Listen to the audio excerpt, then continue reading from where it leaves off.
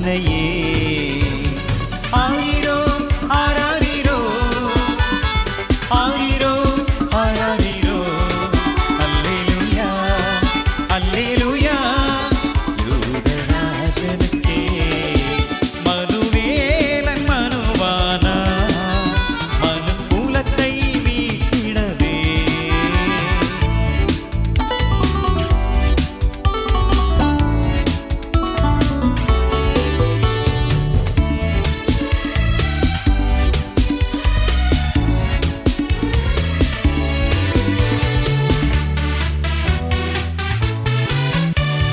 இரட்சகராய் இகமதில் பிறந்தார், இரட்சிப்பை நமக்கு அளித்திடவே. இரட்சகராய் இகமதில் பிறந்தார், இரட்சிப்பை நமக்கு அளித்திடவே. பாவியை மீட்டிட தாரில் பிறந்தார், மீட்பை அளித்திடவே. பாவியை மீட்டிட தாரில் பிறந்தார், மீட்பினை அளித்திடவே. ஆரிரோ ஆராரிரோ ஆரிரோ ஆராரிரோ அல்லேலூயா அல்லேலூயா யூதராஜனுக்கே. மனுவேலன் மனுவானா மனு குலத்தை மீட்டிடவே.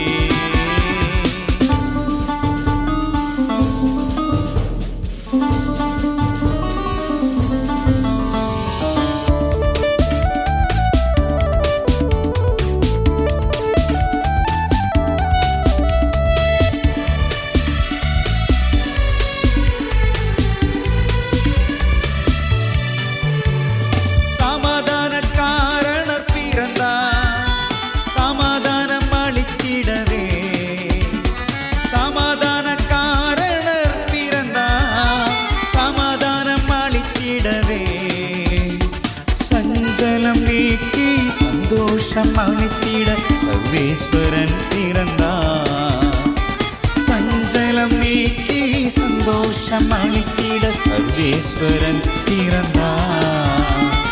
ஆரிரோ ஆராரிரோ ஆரிரோ ஆராரிரோ அல்லேலூயா அல்லேலூயா யூதராஜனுக்கே. மனுவேலன் மனுவானா மனு குலத்தை மீட்டிடவே.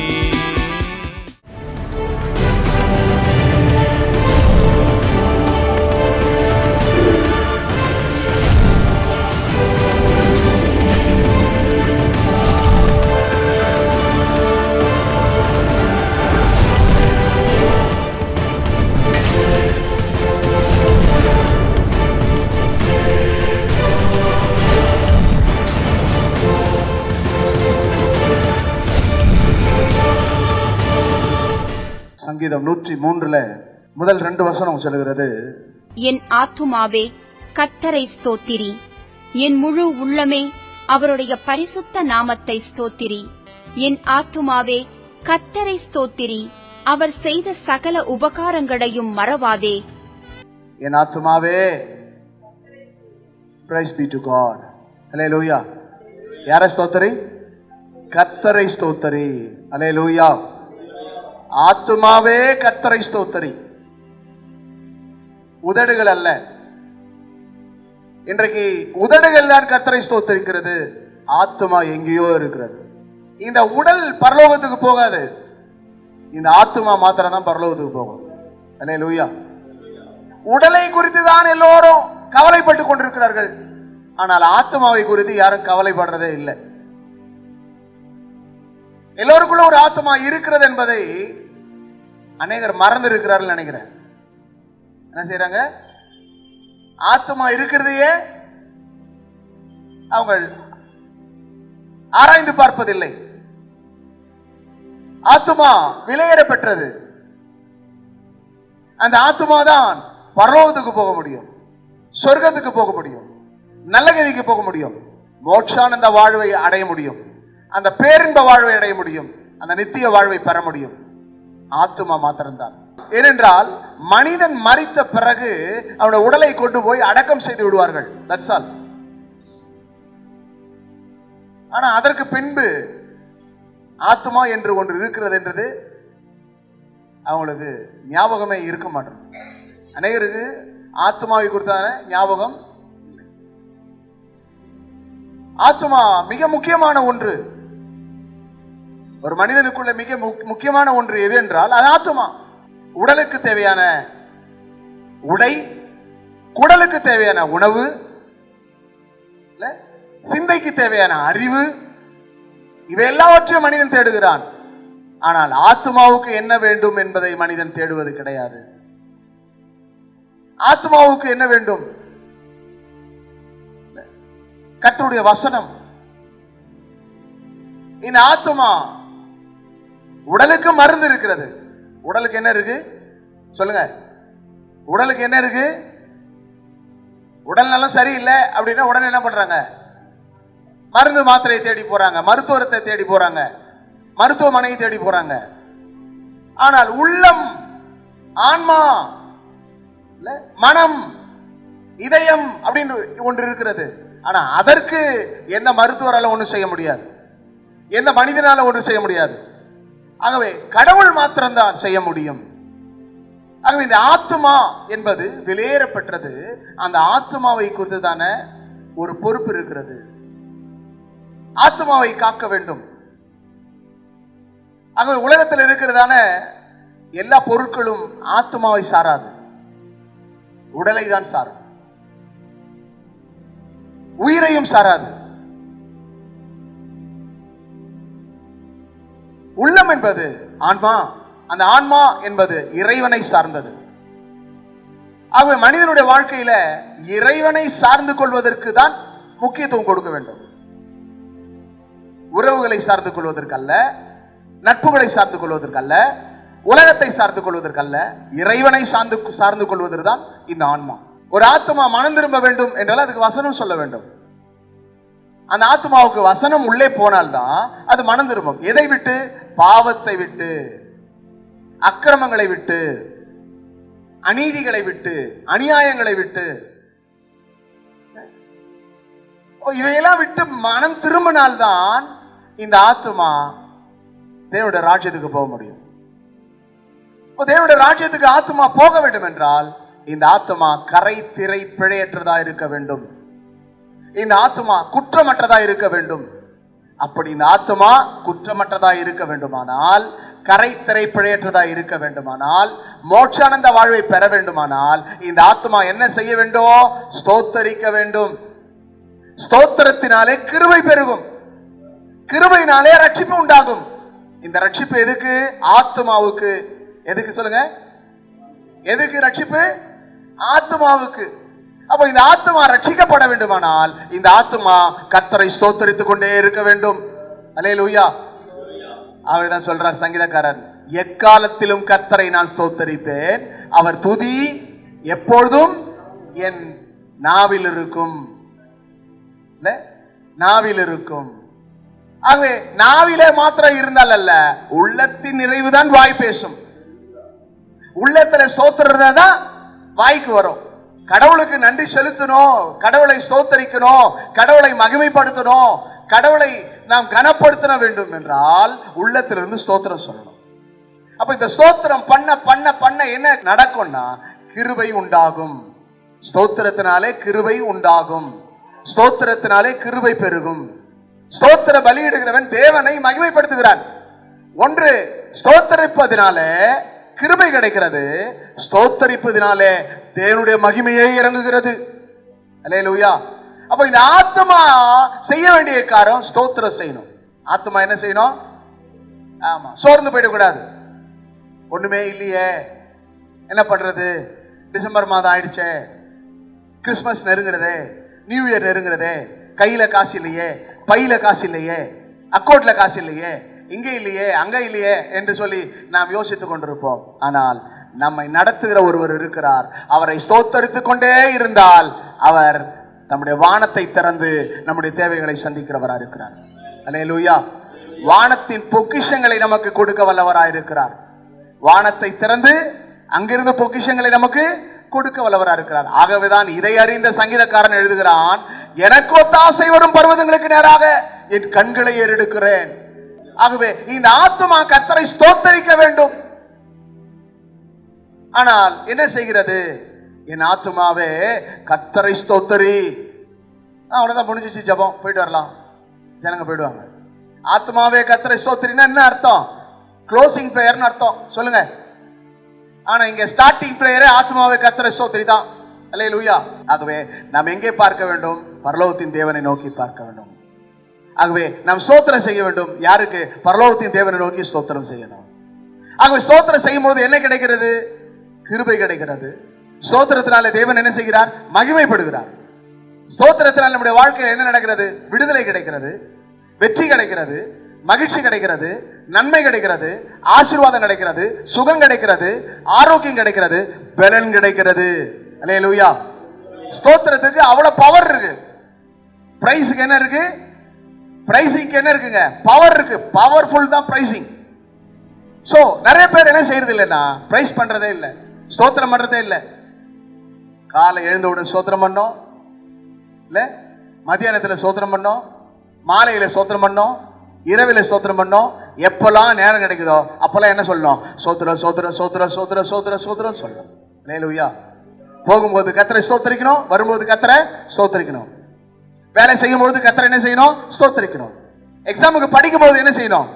கர்த்தரை ஸ்தோத்திரம் பண்ணணும். ஸ்தோத்திரம் பண்ணா ஞானம் கிடைக்கும், அறிவு கிடைக்கும், புத்தி கிடைக்கும், எக்ஸாம்ல வெற்றி கிடைக்கும். எக்ஸாம்ல என்ன கிடைக்கும்? வெற்றி கிடைக்கும். படிச்சு முடிச்சிட்ட பிறகு என்ன கிடைக்கும்? ஸ்தோத்திரம் பண்ணினே இருந்தா ஒரு நல்ல வேலை கிடைக்கும். நல்ல வேலை கிடைச்ச பிறகு ஸ்தோத்திரம் பண்ணினே இருந்தா நல்ல மணமகள் கிடைப்பா, நல்ல மணமகன் கிடைப்பான். அல்லேலூயா. ஸ்தோத்திரம் பண்ணினே இருந்தா இல்ல கர்த்தர் நம்மை ஆசீர்வதிப்பார். எப்படி ஆசீர்வதிப்பார்? கோடா கோடி ஆசீர்வதிப்பார். ஆகவே ஸ்தோத்திரத்துக்கு இவ்வளவு விஷயங்கள் இருக்கிறது. ஆகவேதான் சொல்லுகிறார், என் ஆத்துமாவே கர்த்தரை ஸ்தோத்திரி. எது ஸ்தோத்திரிக்கணும்? என் ஆத்துமாவே கர்த்தரை ஸ்தோத்திரி. இன்றைக்கு ஆத்துமா என்ன செய்யுது? சோர்ந்து போயிருக்கிறது, கலங்கி போயிருக்கிறது, திகைத்து போயிருக்கிறது, இல்ல விடாய்த்து போயிருக்கிறது, நொந்து போயிருக்கிறது, நொறுங்கி போயிருக்கிறது, உடைந்து போயிருக்கிறது. எது? ஆத்துமா. ஆகவே அந்த ஆத்துமாவை குறித்து தானே ஆண்டவருடைய காரியம். என் ஆத்துமா, ஆண்டவர் பார்க்கிறார். என் ஆத்துமா. நாம என்ன சொல்லணும்? பரமாத்மா அப்படி சொல்லணும். அல்லேலூயா. அந்த ஆத்துமா தான் என்ன ஜீவ ஆத்துமாவை மாறிடுச்சு. அல்லேலூயா. என்ன ஆத்துமா மாறிட்டார்? நம்மள ஜீவாத்மாவை மாற்றிட்டார். முதல் மனிதனை படைக்கும் போது மனிதனுடைய நாசியில சுவாசத்தை ஊதினார். சுவாசத்தை ஊதின பிறகுதான் மனிதன் ஜீவ ஆத்மாவாக மாறினான். அல்லேலூயா. இந்த ஜீவ ஆத்மா பாவம் செய்தபடினாலே பாவாத்மாவாக மாறிடுச்சு. சொல்லுங்க பார்க்கலாம். ஜீவாத்மா பாவம் செய்தபடினாலே என்ன ஆத்மா மாறிடுச்சு? பாவாத்மா மாறிடுச்சு. கட்டளையை மீறினபடினாலே, தேவனுடைய பிரமாணங்களை மீறினபடினாலே, தேவனுடைய வார்த்தைக்கு கீழ்ப்படியாம போனபடினாலே, தேவனுடைய வார்த்தையை அசட்டை பண்ணினபடினாலே, தேவனுடைய வார்த்தையை அலட்சியம் பண்ணினபடினாலே, தேவனுடைய வார்த்தைக்கு முக்கியத்துவம் கொடுக்காதபடினாலே இந்த ஆத்மா பாவத்துக்கு உட்பட்டது. அதுவே என்ன ஆத்மா? அது பாவாத்மா. இந்த பாவாத்மாவை மீட்பதற்காக தான் பரிசுத்த ஆத்மா பரலோகத்திலிருந்து பூமிக்கு வந்து இந்த பாவாத்மாவை மீட்டு கொண்டார். என்ன செஞ்சாருங்க? பாவாத்மாவை மீட்டு கொண்டார். மீட்டு என்ன செய்கிறார்? பரிசுத்த ஆத்மாவாக மாற்றுகிறார். அதை கொண்டு வந்து சபைக்குள்ளே சேர்க்கிறார். இந்த ஆத்மா இன்னும் பரிசுத்தப்பட வேண்டும், இந்த ஆத்மா இன்னும் சுத்திகரிக்கப்பட வேண்டும், இந்த ஆத்மா இன்னும் கழுவப்பட வேண்டும், இந்த ஆத்மா இன்னும் அதிகமாய் என்னோடு நெருங்கி வாழ வேண்டும். நாள் வரும்போது நான் இந்த ஆத்மாவை கொண்டு போவேன் என்று சொல்லி கர்த்தர் இந்த பூமியிலே வைத்திருக்கிறார். அல்லேலூயா. ஆகவே ஆத்மா என்று சொன்னால் ஏதோ சாதாரணமா யோசிக்க கூடாது. உள்ளம் தான் முக்கியம். ஆகவே அந்த உள்ளம், அந்த ஆன்மா, அந்த ஆன்மாவுக்கு என்ன கொடுக்கணும்? தேவ சமூகத்தை கொடுக்கணும். அந்த ஆன்மா தேவ சமூகத்துக்கு வரணும். அந்த தேவ சமூகத்தில் வருகிற ஆத்மா என்ன செய்யணும்? வசனத்தை கேட்கணும். வசனத்தை கேட்டு மனம் திரும்பணும், சுத்திகரிக்கப்படணும், பரிசுத்தமாக்கப்படணும். தேவனுடைய சமூகத்தில் அது ஆயத்தப்பட வேண்டும். அதற்கு தான் ஆத்மா. ஆகவே இந்த வார்த்தை கேட்டுக்கொண்டிருக்கிற கர்த்தருடைய பிள்ளைகளே, நீங்க உங்களுடைய உதடுகள் கர்த்தரை ஸ்தோத்திரம் பண்ணுகிறதா அல்லது உங்களுடைய உள்ள ஸ்தோத்திரம் பண்ணுகிறதா? உங்களுடைய ஆத்மா கர்த்தரை ஸ்தோத்தரிக்கிறதா? கொஞ்சம் சற்று ஆராய்ந்து பாருங்க. அப்படி நீங்கள் ஆராய்ந்து பார்த்து உங்கள் ஆத்மா கர்த்தரை ஸ்தோத்தரிக்குமானால் உங்களை போல ஆசீர்வதிக்கப்பட்டவர்கள் யாரும் இருக்க முடியாது. உங்கள் ஆத்மா ஸ்தோத்திரம் பண்ண பண்ண பண்ண பண்ண உங்களுடைய பிரச்சனைக்கெல்லாம் ஒரு முடிவு உண்டாயிடும். அல்லேலூயா. உங்களோட வாழ்க்கையில் நீங்கள் வெற்றி அடைய வேண்டிய ஒரே ஒரு காரியம்னா ஸ்தோத்திரம் மாத்திரம் செய்யணும். அல்லேலூயா. எவ்வளவு ஸ்தோத்திரம் பண்றீங்களோ அவ்வளவுக்கு அவ்வளவு ஆசீர்வாதம் கர்த்தர் என்ன பண்ணுவாருங்க, கட்டளையிடுவார். அல்லேலூயா. இல்ல, ஆகவே நம்முடைய தேவன் தாகம் தீர்க்கிறவரா இருக்கிறார், நம்மை போஷிக்கிறவரா இருக்கிறார், நம்மை உடுத்துவிக்கிறவரா இருக்கிறார், நம்மை தப்பு வைக்கிறவரா இருக்கிறார், நம்மை கனப்படுத்துகிறவரா இருக்கிறார், நம் மூலமாய் மகிமைப்படுகிறவரா இருக்கிறார். ஆகவே கர்த்தரை நாம் ஸ்தோத்திரம் பண்ணி செய்து ஸ்தோத்திரம் சொல்லிக் கொண்டே இருக்கணும். அல்லேலூயா, அல்லேலூயா. ஆகவே என் ஆத்துமாவே, அதை மறந்துடாதீங்க. உங்களுக்குள்ள ஒரு ஆத்துமா இருக்குது என்பதை தயவு செய்து மறந்துடாதீங்க. உங்களுக்குள்ள ஒரு ஆத்துமா இருக்குது. அந்த ஆத்துமா என்ன செய்யணும்? ஸ்தோத்திரம் பண்ணினே இருக்கணும். அந்த ஆத்துமாவுக்கு ரெஸ்டே கொடுக்க கூடாது. ஆமென் சொல்லுங்க. அந்த ஆத்துமா என்ன செய்யணும்? கர்த்தரை ஸ்தோத்திரம் பண்ணினே இருக்கணும். ஸ்தோத்திரம் ஸ்தோத்திரம் ஸ்தோத்திரம் சொல்லணும். அவங்கதான் சங்கீதக்காரர் சொல்றாங்க, கர்த்தரை ஸ்தோத்திரி என் முழு உள்ளமே. என்ன உள்ளமே? அரை உள்ளமேன்னு சொல்லலைங்க, இல்ல. ஆனா இங்க எவரு சொல்றாரு? முழு உள்ளமே, என் முழு உள்ளமே, என் ஆத்துமாவே, என் முழு உள்ளமே. இல்ல, அந்த முழு உள்ளம் முழுமையா கர்த்தருக்கு கொடுக்கணும். உள்ளத்தை கர்த்தருக்கு கொடுக்கணும். ஆற்றுல ஒரு கால் சேற்றுல ஒரு கால் வைக்க கூடாது. ஒத்தையா ரெட்டையாவே இருக்கக்கூடாது. வாழ்ந்தா இயேசுக்காக வாழணும், இல்ல உலகத்துக்காக வாழ்ந்துரு. இல்ல, உடைய சிந்தையில இயேசு என்ற ஒருவர் வந்து விட்டால் உன் வாழ்க்கை மாறும். இல்ல, நான் அப்படியே இருப்பேன் இப்படியே இருப்பேன்னு சொன்னா எந்த வாழ்க்கையை மாறவே மாறாது. இல்ல, நம்ம ட்ராக்கு நம்முடைய வே சரியா இருந்தா நாம சரியா இருப்போம். ஆகவேதான் எரேமியா சொல்றாரு, வழிகளிலே நின்று பூர்வ பாதை எவை என்று கேட்டு விசாரித்து நல்ல வழி எங்கே என்று பார்த்து அதிலே நடவுங்கள், அப்பொழுது உங்கள் ஆத்துமாவுக்கு இளைப்பாறுதல் கிடைக்கும். எப்ப கிடைக்குமா இளைப்பாறுதல்? நல்ல வழி எங்கே என்று பார்த்து அதிலே நடக்கணும். இயேசுதான் வழி, இயேசுதான் சத்தியம், இயேசுதான் ஜீவன். ஆகவே இந்த வழியில எவன் நடக்கிறானோ அந்த மனிதனுடைய வாழ்க்கை நித்தியமாய் நித்தியத்துக்குள்ள போகும். எந்த மனிதன் இயேசுவின் வழியில் நடக்கிறானோ அந்த மனிதன் நித்திய ஜீவனை சுதந்திரித்துக் கொள்வான். அழியாத வாழ்வு அது, இல்ல, அழியாத வாழ்வு. அந்த அழியாத வாழ்வை கர்த்தர் யாருக்கு தருகிறானா? நல்ல வழி எங்கே என்று பார்த்து அந்த இயேசுவின் வழியில நடக்கிறான் பாருங்க, அவன் தான். ஆகவே நாம் எப்படி இருக்கிறோம், எந்த வழியில போய் கொண்டிருக்கிறோம் ஆராய்ந்து பார்க்கணும். ஆகவே என் உள்ளமே, என் ஆத்துமாவே, என் முழு உள்ளமே. ஆகவே என் முழு உள்ளமே அவருடைய பரிசுத்த நாமத்தை ஸ்தோத்திரி. முதல் சொன்னது என்னது? என் ஆத்துமாவே கர்த்தரை ஸ்தோத்திரி. இரண்டாவது சொல்றது எப்படி சொல்றாருங்க? அவருடைய நாமம் என்னது? பரிசுத்தம். சொல்லுங்க. அவருடைய நாமம் பரிசுத்தமானது. அவர் யாரு? பரிசுத்தர். சேனைகளின் கர்த்தர் பரிசுத்தர், பரிசுத்தர், பரிசுத்தர் என்று தூதர்கள் சொல்லிக் கொண்டிருக்கிறார்கள்.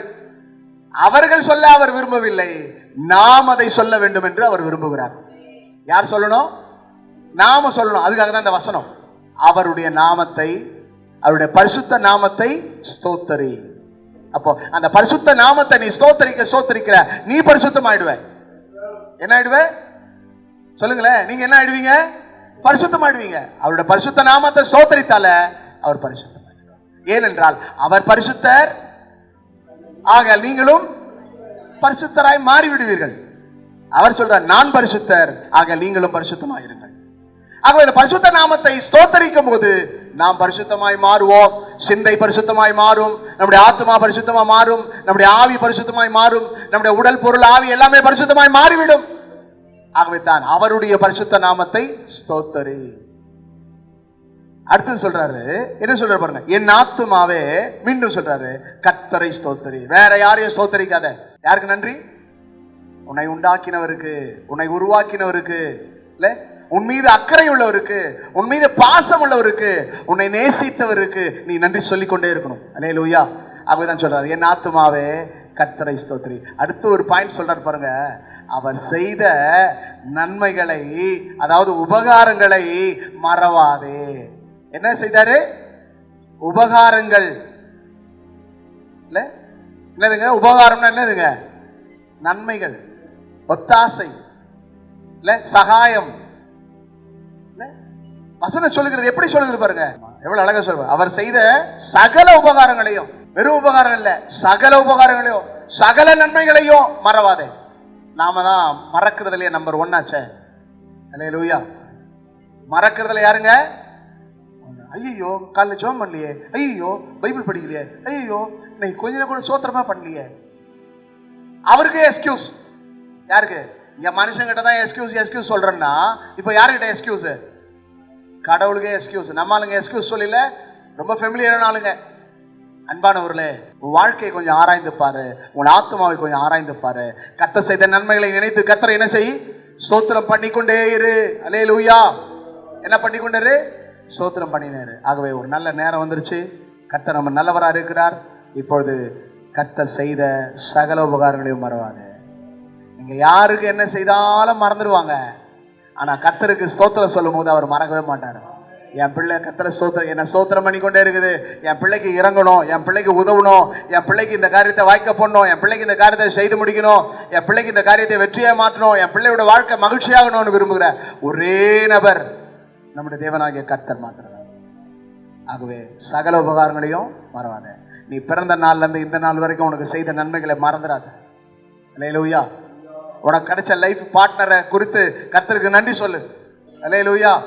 உனக்கு கொடுத்த நல்ல குழந்தைக்காக கர்த்தருக்கு நன்றி சொல்லு. எத்தனையோ பேருக்கு நல்ல லைஃப் பார்ட்னர் இல்ல, நல்ல பேபி இல்ல. ஹலோ, கவனிக்கிறீங்களா? எத்தனையோ பேருக்கு நல்ல ஃபாதர் மதர் இல்ல, எத்தனையோ பேருக்கு நல்ல பிரதர்ஸ் இல்ல, நல்ல சிஸ்டர்ஸ் இல்ல. ஆனா கர்த்தர் உனக்கு நல்ல சிஸ்டரை தந்துக்கிறாரு, நல்ல பிரதரை தந்திருக்காரு, நல்ல ஃபாதர் தந்திருக்கிறாரு, நல்ல மதர் தந்திருக்கிறாரு, நல்ல ஹஸ்பண்ட் தந்திருக்கிறாரு, நல்ல ஒய்ஃப் தந்திருக்கிறாரு, நல்ல சைல்டு தந்திருக்கிறாரு. இதற்கெல்லாம் கர்த்தருக்கு என்ன சொல்லணும்? ஸ்தோத்திரம் சொல்லணும். நீங்க ஸ்தோத்திரம் சொல்ல சொல்ல கர்த்தர் அதில் மகிமைப்படுவார். ஆகவே இன்றைக்கு இந்த வசனத்தின்படி உங்கள் வாழ்க்கையில நீங்கள் செய்ய வேண்டிய ஒரே ஒரு காரியம், ஆத்மாவே கர்த்தரை ஸ்தோத்திரி, என் முழு உள்ளமே அவருடைய பரிசுத்த நாமத்தை ஸ்தோத்திரி. மீண்டும் சொல்றாரு, என் ஆத்மாவே கர்த்தரை ஸ்தோத்திரி, அவர் செய்த சகல உபகாரங்களை மறவாங்க. ஆகவே நம்ம எல்லாம் அப்படியே கொஞ்சம் எழுந்து நிற்போம். Thank you Jesus. என் ஆத்மாவே கர்த்தரை ஸ்தோத்திரி, என் முழு உள்ளமே அவருடைய பரிசுத்த நாமத்தை ஸ்தோத்திரி. என் ஆத்மாவே கர்த்தரை ஸ்தோத்திரி, அவர் செய்த சகல உபகாரங்களை மறவாத. இந்த வசனத்தை கர்த்தர் நம்மோடு கூட பேசி இருக்கிறார். ஆகவே இந்த வசனத்துக்காக நாம் கர்த்தருக்கு நன்றி சொல்லி நாம் ஜெபம் செய்வோம். Praise the Lord. சோத்ராம் சோத்ராம் சோத்ராம் சோத்ராம் சோத்ராம் சோத்ராம் சோத்ராம் சோத்ராம் சோத்ராம் சோத்ராம். நம்ம எல்லாம் கூட்டி சேர்த்துக்காய் சோத்திரம் பண்ணுவோம். சோத்ராம் சோத்ராம் சோத்ராம். நமக்கு தந்த நல்ல வாய்ப்புக்காய் கர்த்தரை சோத்திரம் பண்ணுவோம். சோத்ராம் சோத்ராம் சோத்ராம். வந்திருக்கிற ஒவ்வொருவரையும் கர்த்தரை ஆசீர்வதிக்கிறதுக்காக கர்த்தரை சோத்திரம் பண்ணுவோம். சோத்ராம் சோத்ராம் சோத்ராம் சோத்ராம். ஒவ்வொருடைய வாழ்க்கையில சாட்சி உண்டாக்க போறதுக்காக சோத்திரம் பண்ணுவோம். சோத்ராம் சோத்ராம் சோத்ராம் சோத்ராம் சோத்ராம். பரிசுத்தமுள்ள பிதாவே, இந்த வார்த்தையை கேட்டுக்கொண்டிருந்த ஒவ்வொரு சகோதர சகோதரிகளுக்காக நாங்கள் ஜெபிக்கிறோம். ஒவ்வொரு தாய்மார்களுக்காய் தகப்பன்மார்களுக்காய் ஸ்தோத்திரம். ஒவ்வொரு வாலிப பிள்ளைகளுக்காக சிறு பிள்ளைகளுக்காக ஸ்தோத்திரம். இந்த நிகழ்ச்சியை காண்கிற ஒவ்வொருடைய வாழ்க்கையில நன்மை தொடர்படி ஜெபிக்கிறேன், வெற்றி தொடர்படி ஜெபிக்கிறேன், மகிழ்ச்சி தொடர்படி ஜெபிக்கிறேன், சமாதானம் தொடர்படி ஜெபிக்கிறேன். அருள்நாதர் ஒவ்வொருவரையும் பேர் பேராக தொட்டு ஆசீர்வதிப்பீராக. யாருடைய ஆத்துமா உம்மை மகிமைப்படுத்துகிறதோ, யாருடைய ஆத்துமா உம்மை ஸ்தோத்தரித்துக் கொண்டிருக்கிறதோ, யாருடைய ஆத்துமா உம்முடைய சமூகத்திலே ஆண்டவரே உம்மை புகழ்ந்து பாடிக்கொண்டிருக்கிறதோ, அந்த ஆத்துமாக்களை கர்த்தர் ஆசீர்வதிப்பீராக. யாருடைய ஆத்துமாவோட வார்த்தைக்கு கீழ்ப்படிந்து அதன்படி நடக்கிறதோ, அந்த ஆத்துமாவை கர்த்தர் ஆசீர்வதியும். பிரியமானவனே, உன் ஆத்துமா வாழ்கிறது போல எல்லாவற்றிலும் வாழ்ந்து சுகமாயிரு என்று சொன்னீரே. இந்த வார்த்தை இந்த டிசம்பர் மாதம் ஆண்டவரே உடைய பிள்ளைகளுடைய வாழ்க்கையில நிறைவேறும்படி ஜெபிக்கிறேன்.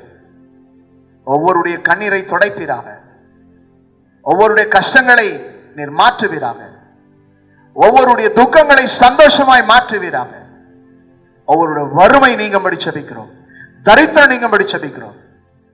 எதிர்பார்த்து கொண்டிருக்கிற பணத்தேவைகளை பொருளாதார தேவைகளுக்கு கர்த்தர் கொடுப்பீராக.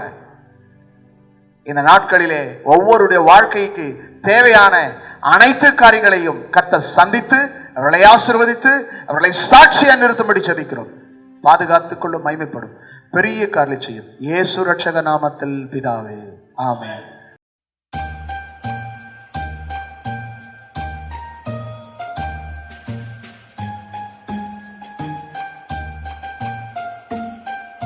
கர்த்தருக்கு ஸ்தோத்திரம்.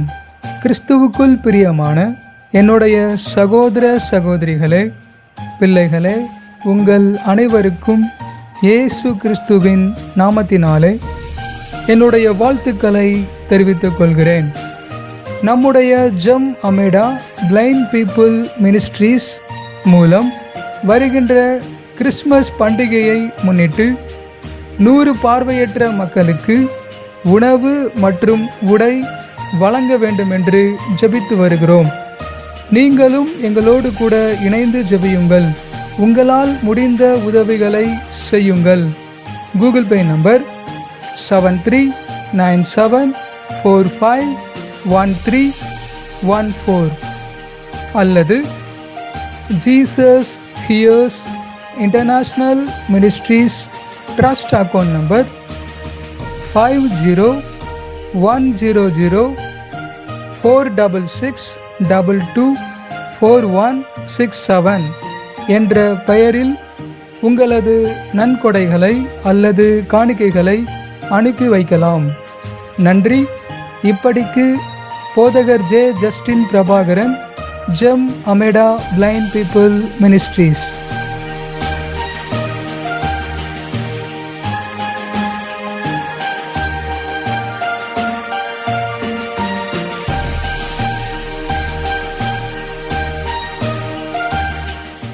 தேவஜனங்களே, சென்னை பல்லாவரத்தை அடுத்த பம்மலில் உள்ள சர்வதேச கிறிஸ்தவ திருச்சபையில் ஒவ்வொரு வாரமும் நடைபெறுகின்ற ஆராதனை நேரங்கள்: ஞாயிற்றுக்கிழமை காலை 8 மணிக்கு பரிசுத்த ஓய்வு நாள் ஆராதனை நடைபெறும். புதன்கிழமை மாலை 7 மணிக்கு திறப்பின் வாசல் ஜெபம்.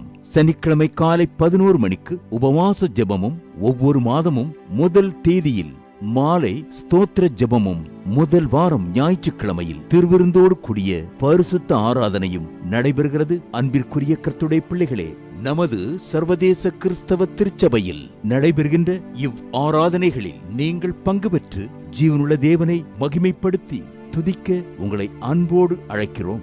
மேலும் விவரங்களுக்கு நீங்கள் தொடர்பு கொள்ள சர்வதேச கிறிஸ்தவ திருச்சபை எண் 147, காந்தி மெயின் ரோட், சங்கர் நகர், பம்மல், சென்னை 600075.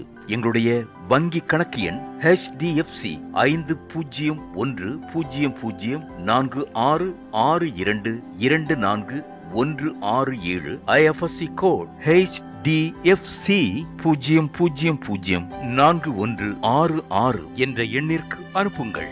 கர்த்தர்தாமே உங்கள் ஒவ்வொருவரையும் நிறைவாய் ஆசீர்வதிப்பாராக என்று உங்களை அன்புடன் அழைக்கும் போதகர் ஜஸ்டின் பிரபாகரன். மேலும் உங்கள் ஜெப உதவிக்கும் ஆலோசனைகளுக்கும் தொடர்பு கொள்ள வேண்டிய செல்போன் எண்கள் 7394541314 மற்றும் 9840727485. மிக்க நன்றி.